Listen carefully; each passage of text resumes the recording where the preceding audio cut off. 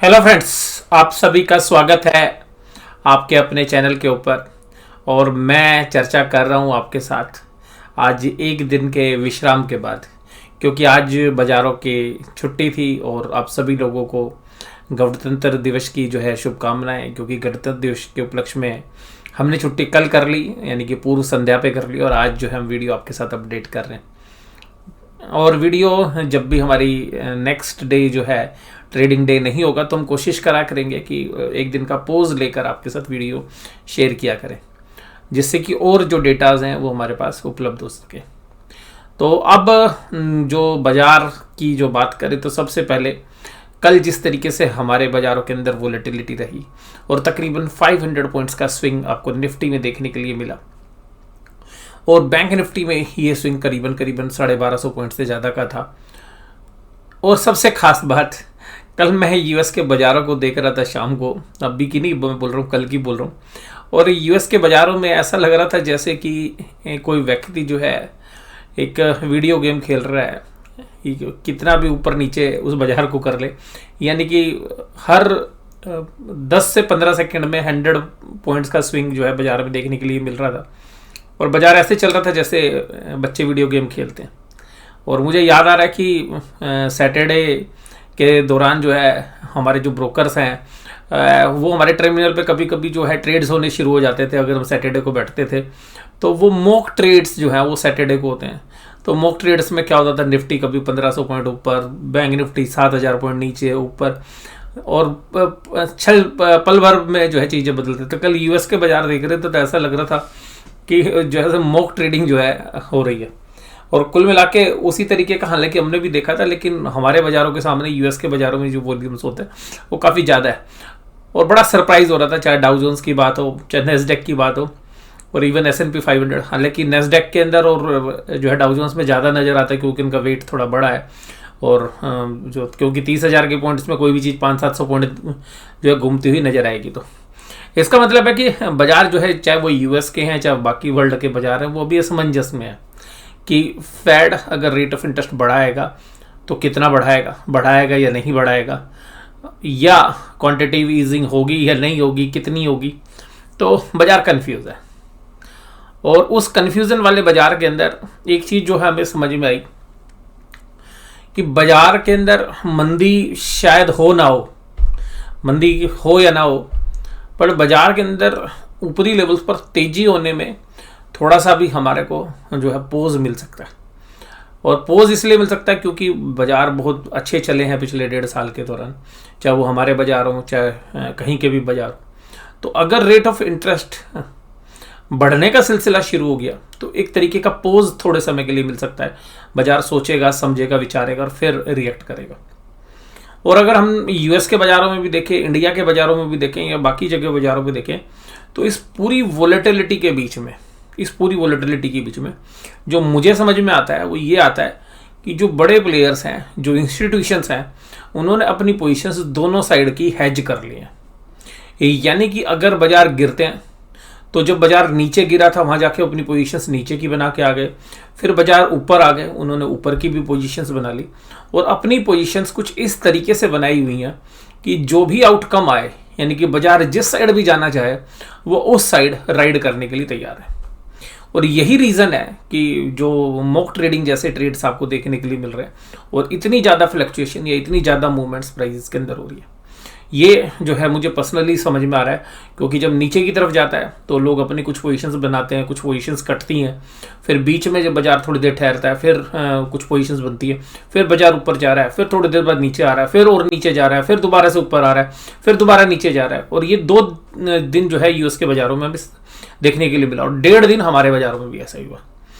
और आज भी यूएस के जो बाज़ार हैं उसमें हालांकि काफ़ी बड़े पॉजिटिव नोट के साथ काम कर रहे हैं, करीबन 1.5% के आसपास जो है यूएस के बाज़ार ऊपर की तरफ काम कर रहे हैं। लेकिन जो है वो स्ट्रेंथ अभी देखने के लिए नहीं मिल रही, यानी कि जो फेड का जो आउटकम है, फेड की जो मीटिंग है, जो वो आज जो है रात तक शायद कंफर्म हो जाएगी। जब मैं आपके साथ ये वीडियो शेयर कर रहा हूँ तो तकरीबन जो समय है वो 9:48 का है।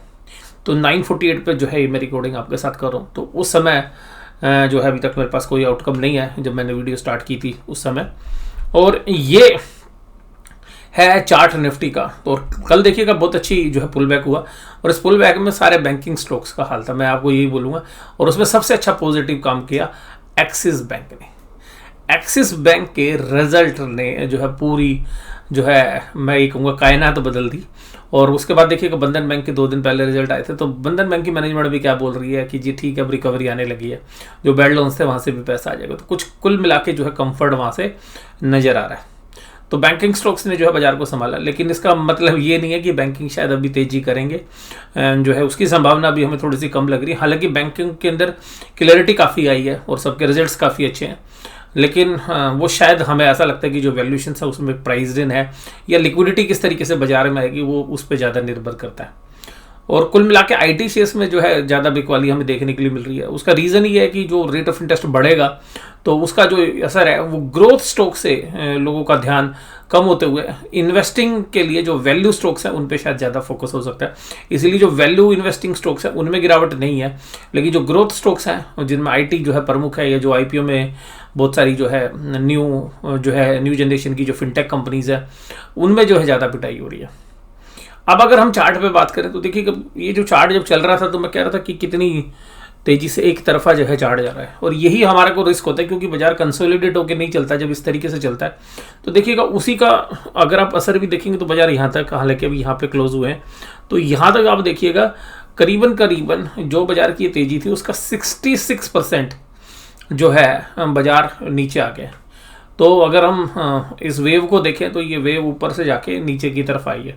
अब ये पुल बैक करेगी या नहीं करेगी ये देखने वाली बात है। तो ये बाजार भी कुल मिलाकर भी ऐसी स्थिति में है, ये जो कंसोलिडेशन वाला जोन है उसके अंदर है कि एक तरफा जो है बोल पाना किसी के लिए भी बहुत मुश्किल है इस समय पर। वो इसलिए कि जो डेटा है वो शायद अब जो है थोड़ी सी तेजी की जो है बात कर रहे हैं, यानी कि जो नीचे की तरफ गिरावट आई है इसमें पुल बैक के, हालांकि इंडियन के बाजारों में, लेकिन इंडिया के बाजार अभी जिस तरीके का ट्रेड होता है जिस दिन उसके हिसाब से रिएक्ट करते हैं ऑप्शन चेन में भी। मैं आऊँगा उस मुद्दे पर भी। अभी देखिएगा axis bank, SBI, Maruti Suzuki, Tata Motors और भारतीय एयरटेल ने अच्छा जो है रुझान दिया। मारुति सुजुकी के रिजल्ट इतने अच्छे नहीं थे लेकिन गाइडेंस अच्छी थी, इसलिए जो है मारुति सुजुकी चल गया। और देखिएगा सीधी सी बात यह कि बाजार अभी इस स्थिति में, इस वॉलेटिलिटी में है। बुल्स और बियर्स को किसी को जो है कुछ नहीं पता है। बियर्स अपने शेयर्स को पीटने के लिए तैयार है, बुल्स अपने शेयर को खींचने के लिए तैयार है। इंडेक्स मैनेजमेंट जबरदस्त तरीके से चल रही है, हर आदमी ने ऑप्शन लिखी हुई हैं। कल हम एक्सपायरी के अंदर जा रहे हैं, तो कल इस एक्सपायरी के जाने के बाद वोलेटिलिटी कम होनी चाहिए, लेकिन फिर बजट का आउटकम है तो शायद बजट तक वोलेटिलिटी इसी तरीके से रहेगी।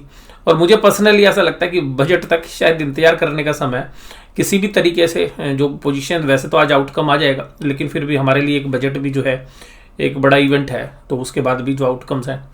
और मुझे पर्सनली ऐसा लगता है कि ये मेरा व्यू है कि बजट पे मुझे क्या लगता है, तो वो मैं आपके साथ एक या 2 दिन में शेयर करूंगा। तो कल की एक्सपायरी हो जाने दो, फिर मैं बताता हूँ कि बजट पे मेरा क्या व्यू है। Infosys, Bajaj Finserv, Titan company, Reliance, HDFC ये कमजोरी के साथ थे। एनएससी की एडवांस डिक्लाइन थी, कल पॉजिटिव थी। इतनी पिटाई हुई थी ना परसों मतलब जब शायद कोई इन्वेस्टर होगा जिसके मन में डर नहीं आया यार ये क्या हो रहा है पोर्टफोलियो में। बहुत समय बाद जो है पोर्टफोलियो के अंदर उस तरीके की गिरावट देख के जो है पर्सनली मुझे भी जो है ऐसा लग रहा था यार ये आज क्या हो रहा है बहुत दिनों के बाद, क्योंकि इस तरीके का जो फॉल है वो चौतरफा जो फॉल है, क्योंकि पोर्टफोलियो के मोस्टली जो शेयर्स जब माइनस की तरफ चलते हैं तो थोड़ा सा जो है पेनफुल रहता है। लेकिन फिर भी जो है पोर्टफोलियो में हमारे पास ग्रोथ स्टॉक कम है और वैल्यू इन्वेस्टिंग स्टॉक्स ज़्यादा है।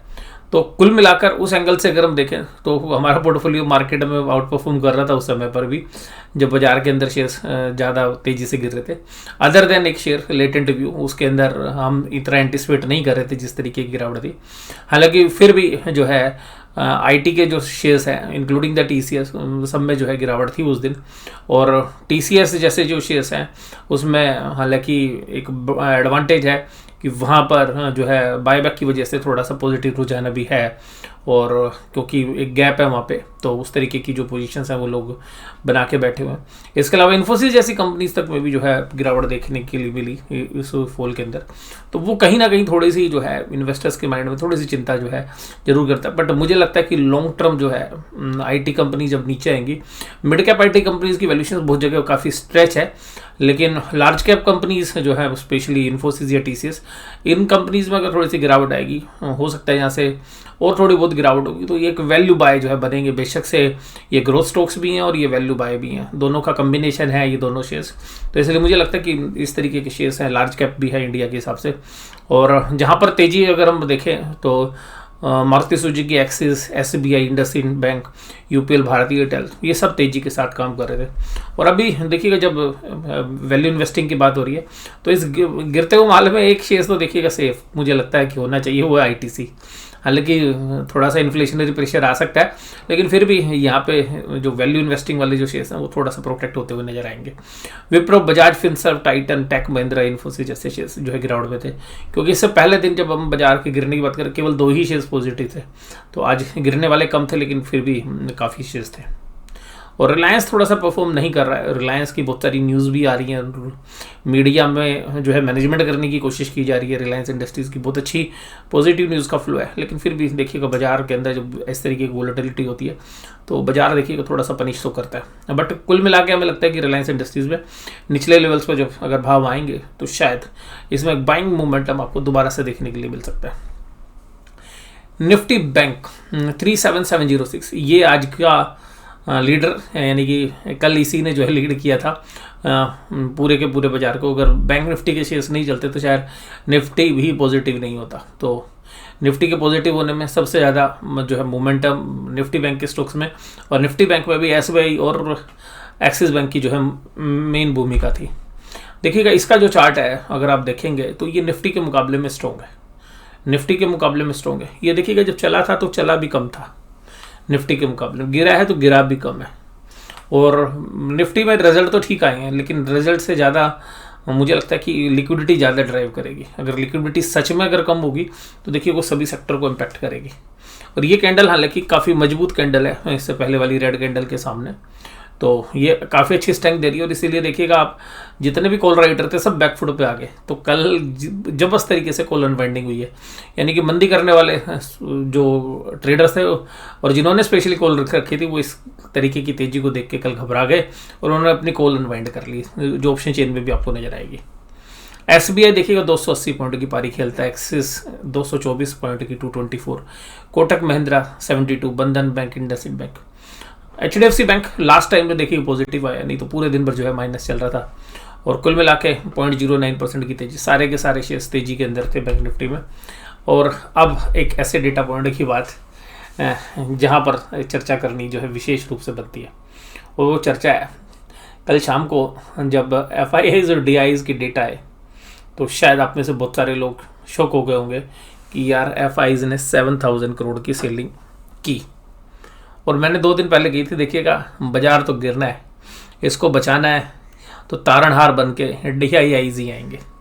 और DIIs ने काबिल तारीफ, जितनी बड़ी सेलिंग DIIs ने इतने समय के बाद की है, हालांकि लगातार कर रहे थे, सॉरी FIIs की जो सेलिंग है, DIIs ने इतनी बड़ी बाइंग करके जो है पूरी सेलिंग जो है FIIs की वो ऑब्जर्व कर रही। लेकिन ये बात आपको ध्यान रखनी चाहिए कि इस समय पर ट्रेडर्स भी और इन्वेस्टर्स भी, देखिएगा ट्रेडर्स तो क्या अपनी पोजीशंस हेज कर लेंगे, जो हेज करके खेल रहे हैं। जो इन्वेस्टर्स हैं उनके लिए अभी मुझे पर्सनली लगता है कि वेट एंड वॉच है। और जहां पर अच्छे खासे प्रॉफिट है और जो शेयर्स P वैल्यूशंस पे, प्राइस अर्निंग वैल्यूशंस पे, अगर वो न्यू IPO नहीं है, क्योंकि जो न्यू जनरेशन के IPO उनमें भी बहुत सारा पोटेंशियल है, तो वो हो सकता है कि वहाँ पे P रेशियोज हो ही ना, वो लॉस में हो कंपनियाँ, उन कंपनीज को छोड़ दें। स्पेशली जो ग्रोथ कंपनीज हैं अभी वो न्यू जनरेशन है, मैं उनके बारे में बात नहीं कर रहा, हालांकि वहाँ पर भी अभी गिरावट हो सकती है। बाकी जो नॉर्मल ट्रेडिशनल कंपनीज हैं वो 50, 60, 70 से ऊपर की P पे चल रही है, इंक्लूडिंग द IT कंपनीज। और तो वहाँ पर हमें लगता है कि थोड़ा सा सोच विचार करके जो है निवेश करना चाहिए, या वहाँ पर प्रॉफिट बुकिंग जो है हो सकती है। कल के जो गिरने वाले शेयर्स में थे उनमें एक शेयर्स जो है काफ़ी हमारा फेवरेट भी रहा है, पीछे हमने उसकी वीडियो भी जो है आपके साथ शेयर की थी। वो शेयर था इंडिया मार्ट। उसने बहुत बेहतरीन रिटर्न्स दी थी, 2021 से चलता हुआ 9,950 तक के उसने हाई लगाए थे। कल वो शेयर्स जो है 5,000 के आसपास आ गया था। तो अगर हम 52 वीक हाई देखें तो 52 वीक हाई से तकरीबन 5,000 रुपये नीचे। रीज़न यही है कि ग्रोथ स्टॉक है, बट ऐसे जो स्टॉक्स हैं वो भी पी वैल्यूशंस में जो है थोड़ा सा कंफर्टेबल हो जाएंगे अगर यहाँ से 500-700 रुपये चलेंगे। तो हो सकता है कि वो शेयर्स अभी थोड़ा सा और नीचे आए, बट इस तरीके के जो वैल्यू स्टॉक्स हैं उनकी पी रेशियोज जो है 50 के नीचे जैसे ही आएगी, उनमें हमें लगता है कि दोबारा से बाइंग इंटरेस्ट मिलेगा, क्योंकि जिसमें एक अलग तरीके का यूनिक मॉडल और जो कंपनीज कैश जनरेट कर रही है वहाँ पे स्टोरी शायद थोड़ी सी डिफरेंट रहेगी। लेकिन फिर भी जो 50-60 से ऊपर की पी रेशियो वाले हैं और जहाँ पर ये कंसिस्टेंसी नहीं है कि अगले साल 50 या 60 की पी रेशियो के लिए जो अर्निंग्स अभी आ रही है वो अर्निंग्स 10 से 15% की रेट से ग्रो होगी, अगर वहाँ पे कंपाउंडिंग का दम है तो ही वो शेयर सस्टेन करेंगे। अदरवाइज 50 से ऊपर की पी रेशियो वाले बहुत सारे शेयर्स जो है शायद अब बड़े प्लेयर्स जो है डंप करेंगे। इसी तरीके से बहुत सारी जो है नई नई स्टोरी बताई जा रही हैं, उन स्टोरी से जुड़े हुए शेयर्स वो या तो लॉस में है या वो 80, 90, 100, 120, 50, 200 ऐसी पी रेशियो पे ट्रेड कर रहे हैं। उन शेयर्स में भी बहुत अच्छी जो है हमें लगता है कि प्रॉफिट बुकिंग होगी। और सबसे खास बात ये कि उस तरीके के शेयर्स में एक और बात जो है मुझे लगता है कि शेयरहोल्डर को सावधान रहने की जरूरत है। जो पेनी स्टॉक्स भी हैं बहुत सारे, वहाँ पे जब सेलिंग होगी तो वो शेयर्स अगर गिरेंगे तो वो शेयर्स दोबारा से उठेंगे नहीं, वो शेयर्स उठेंगे नहीं। उठेंगे केवल वही शेयर्स जिन कंपनीज के पास प्रॉफिटेबिलिटी है, जिनके पास एक पर्टिकुलर कैश फ्लो मॉडल है, जो फ्री कैश फ्लो जनरेट करने की ताकत रखते हैं, जिनके पास 5-7 साल का जो है बिल्कुल एक सीधा सीधा क्लियरली जो है एक फिजिबिलिटी है कि हाँ भाई वो अच्छा करेंगे। उन कंपनीज को छोड़ दें तो बहुत सारी कंपनीज हैं, क्योंकि इस समय पर सबसे खास बात ये है कि बाजार के हम उस मुकाम पे हैं जहाँ पर कि भंगार कैप जो है यानी कि जो कबाड़ा है वो ज़्यादा कीमत में बिक रहा है और बजाय कि जो वैल्यू स्टॉक्स हैं वो कम कीमत पे। लेकिन इसका मतलब नहीं सारा भंगार कैप है, बहुत सारी वैल्यू स्टॉक्स भी हैं, बहुत सारे दिग्गज शेयर्स भी हैं जो अच्छी वैल्यूशंस पर ऊपर काम कर रहे हैं और वो शायद आगे भी करते रहेंगे। लेकिन फिर भी उसके बीच में से बहुत सारा कबाड़ा जो है वो बाजार में ऐसा है जो कि बहुत ऊपर की रिच वैल्यूशंस पे है। तो बाजार में जब भी ऊपर से प्रॉफिट बुकिंग आएगी और बाजार में जब एक बार करेक्शन होकर बाजार दोबारा से चलने शुरू होंगे तो शायद वो शेयर नहीं चलेंगे। वहाँ पर जो है विशेष ध्यान रखने की ज़रूरत है। तो केवल प्राइस मूवमेंट के ऊपर जो है हमें नहीं लगता कि जिस तरीके से पीछे प्राइस मूवमेंट होगी उन शेयर्स में सेम होगी। लेकिन ये बात पक्की है कि जिन शेयर्स में अभी तेज़ी नहीं हुई और जो वैल्यू इन्वेस्टिंग वाले शेयर्स हैं वो शायद रेट ऑफ इंटरेस्ट बढ़ने की वजह से लोग अपना पैसा जो है वैल्यू इन्वेस्टिंग शेयर्स में ज़्यादा शिफ्ट करेंगे, जहाँ पर अर्निंग की फिजिबिलिटी है, जहाँ पे प्राइस अर्निंग रेशियो 20-22 के आसपास है, रिस्क कम है, जिन बिजनेस में रेगुलरली डिविडेंड पेइंग कंपनीज है, जिन कंपनीज का लीवरेज ठीक है यानी कि बहुत ज़्यादा डेप्ट इक्विटी नहीं है, इंटरेस्ट कवरेज रेशियो ज़्यादा नहीं है यानी कि जिनकी रीपे कैपेसिटी जो है यानी कि जो अपना लोन लिया है उसकी रीपे कैपेसिटी ज़्यादा है। तो इस तरीके की कंपनीज को आपको एक अपवर्ड मूवमेंट में जो है हमें लगता है कि स्थान मिलेगा। तो ऐसी कंपनीज पे देखिएगा इन्वेस्टर्स का फोकस जो है जाने वाला है। ये मेरे अपने व्यू है, व्यक्तिगत मत है मेरे, जो भी हमें लगता है कि यहाँ पे जो चेंज होगा तो यहाँ पे ग्रोथ स्टॉक की जो है शायद थोड़ी सी डिमांड कम रहेगी और ग्रोथ स्टॉक्स वाले जो शेयर्स हैं उनमें शायद थोड़ी प्रॉफिट बुकिंग हो और जो वैल्यू इन्वेस्टिंग वाले जो शेयर्स हैं शायद वो ज़्यादा अच्छा करता हुआ नजर आएंगे।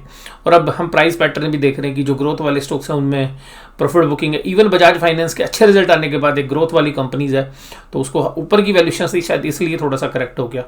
तो ग्रोथ टू इन्वेस्टिंग तो ध्यान रखिएगा, अगर रेट ऑफ इंटरेस्ट बढ़ता है या लिक्विडिटी कम होती है तो आपको फोकस कहाँ पे करना है, आपको फोकस करना है वैल्यू इन्वेस्टिंग वाले शेयर्स पे, बजाय के जो है जिनके बारे में 10-10, 15-15 साल की ग्रोथ स्टोरी बताई जा रही, क्योंकि वो होगा या नहीं होगा नहीं पता।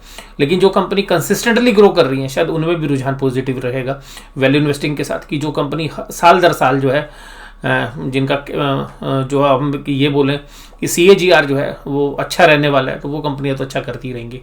अब FIIs ने जब ये कल सेल किया तो ये क्या किया, उन्होंने क्या किया, दब के माल बेचा।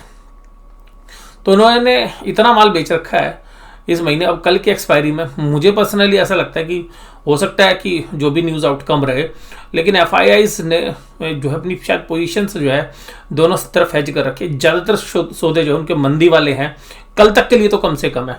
और देखिएगा अगर वो अगले महीने भी मंदी में रह गए तो ये बात ध्यान रखिएगा कि जितने सौदे तेजी के बने हुए हैं, अगर कल मंदी नहीं हुई तो एक दिक्कत ये आएगी कि जितना इस गिरावट को रोकने के लिए जितना माल लोगों ने खरीद रखा है अपनी एफएनओ की पोजीशंस बनाने के लिए, वो शुक्रवार से सेलिंग में ना आ जाए। ये जो है रिस्क हमें लग रहा है सबसे ज़्यादा कि अगर, क्योंकि कल एफआईआईज, अगर कल भी एफआईआईज की सेलिंग आ गई, अगर कल भी एफआईआईज की सेलिंग आई तो एक पक्की बात है कि एफआईआईज ने अपने शॉर्ट्स तो कवर कर लिए और आज भी कैश में माल बेचा। देखिएगा ये तो इन्होंने इंडेक्स बेचा और ये देखिएगा ये कैश में जो है उनकी जो शॉर्ट्स थे, जहाँ पर उनको लगता होगा कि यार ये तो अब हमारे कंट्रोल से बाहर है, ये हमने मंदी खेल रखी है, ये हमारे बस में नहीं आएगी, उन्होंने अपने शॉर्ट्स कवर कर लिए शेयर्स में। अब जो बाकी शेयर्स हैं वो या तो रिटेल इन्वेस्टर्स को, एचएनआई को ये कहेंगे जी इनकी डिलीवरी ले लीजिए आप, और अगर उनको डिलीवरी दे दी और अगर उसके बाद भी वो फ्राइडे को खरीदने के लिए नहीं आते और कल भी अगर वो सेलर है, तो अल्टीमेटली परसों की से यानी कि फ्राइडे से एचएनआई इन्वेस्टर्स और एफआईआईज के सामने जो रिटेल इन्वेस्टर्स हैं उनकी तरफ से सेलिंग प्रेशर आएगा। या तो फिर उसको एफआईआईज या डीआईआईज खरीद लें, अदरवाइज कल अगर जो है सेलिंग प्रेशर आ गया एफआईआईज की तरफ से और उसके बाद वजूद भी अगर इस तरीके के डेटा रहे, जैसे मान लीजिएगा आज जैसे डेटा है और इस डेटा के बाद भी अगर कल बाजार के अंदर नीचे का रुख नहीं हुआ, तो परसों का जो फ्राइडे का रिस्क है वो हमें ज़्यादा लग रहा है। वो इसलिए ज़्यादा लग रहा है क्योंकि कल अपनी पोजीशंस को बचाने के लिए लोग अपना मार्जिन डालेंगे, कैश डालेंगे, और एफआईआईज ने अगर कल भी सेलिंग करी, मैं ये कह रहा हूँ कल भी अगर सेलिंग की, तो हमारे लिए रिस्क कब का हो जाएगा, फ्राइडे का। तो कल बाजार बचाने के लिए सब लोग अपने मार्जिन डालेंगे, डिलीवरी उठाएंगे, क्योंकि एफआईआईज ने इतना माल बेच रखा है। तो इसके डिलीवरी लेने के बाद जब फ्राइडे को बाजार खुलेंगे और एफआईआईज ने उस दिन भी अगर सेलिंग हमारी कर दी, तो जो हमारे पास शेयर्स हैं उनको होल्ड करना जो है थोड़ा सा मुश्किल हो जाएगा। मैं अपनी नहीं बोल रहा, मैं एक जस्ट एचएनआई या रिटेल इन्वेस्टर्स जिन लोगों ने लॉन्ग पोजीशंस बना रखी है उनके सामने किस तरीके की स्ट्रेटेजी। तो अब हमारे पास जो बचाव है वो केवल एक ही है भाई, हमारे डीआईआईज जिस तरीके से आज तारणहार बन के आए, अगर ये जो है इसी तरीके से बाइंग करते हुए नजर आएंगे तो शायद पोजीशन बच जाएंगी। अदरवाइज जो तेजी करने वाले सौदे हैं वो कट सकते हैं, और ये तभी कटेंगे जब आज अगर कोई न्यूज़ नेगेटिव आ गई तो यूएस से अगर कोई पॉजिटिव आती है तो बहुत सारे एफआईआईज ऐसे भी हैं जो तेजी खेलते हैं, ऐसा नहीं सारे एफआईआईज, बट नेट में एफआईआईज आज की डेट में सेलर है। उसके बाद देखिएगा बजट की वजह से भी अगर कल की पोजीशंस न्यूट्रल होती है तो फिर एक और भी फायदा हो सकता है अगर एफआईआईज परसों से खरीदने आ जाए, क्योंकि बजट के लिए अगर हो सकता है वो भी कुछ माल को अपनी न्यूट्रल करें, तब पोजीशन कुछ और हो सकती है। तो इसके लिए हम कल देखेंगे, परसों के लिए जो है कल का जो एनालिसिस है वो हम देखेंगे कि किस तरीके के डेटा उनके रहते हैं। एफआईआईज के डेटा अगर हम देखें, उसके बाद अगर हम ऑप्शन चेन देखें, ऑप्शन चेन निफ्टी की, देखिएगा निफ्टी में एक चीज़ तो पक्की है कि 17,400 की कॉल में से अनवाइंडिंग हो गई, यानी कि और 17,500 में से भी और 17,600 में से भी, और कॉल राइटर्स जो है अगर अनवाइंड कर रहे हैं, जबकि पुट राइटर्स अभी भी राइट कर रहे हैं। तो वैसे तो जनरल इंट्राडे ट्रेडर्स में जिसका पलड़ा भारी होता है ऐसा होता भी है, बट ये लास्ट की एक्सपायरी है। उससे खास बात ये देखिएगा बैंक निफ्टी में सारी कॉल अनवाइंडिंग हो गई है।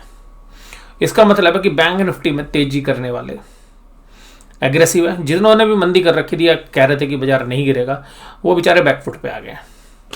अब तेजी करने वाले फ्रंट फुट पे खेल रहे हैं, क्योंकि कल का लो लगाने के बाद, कल जब नीचे बाजार में लो लगा उसके बाद से एक तरफा जो है तेजी करने वालों ने बाजार अपने कंट्रोल में कर लिया था।